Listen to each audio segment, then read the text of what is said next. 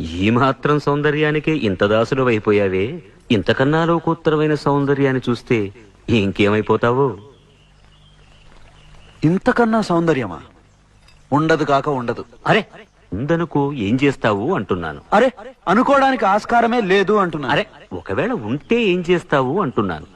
ఇంతకన్నా ఆనందప్రదమై, ఆద్యంత రహితమై, అనంతమై, నా హృదయమంతా నిండి నన్ను తనలో నింపుకునే సౌందర్యమై ఉంటే, అరే ఉండదయ్యా స్వామి. అరే ఉంటే ఏం చేస్తావయ్యా?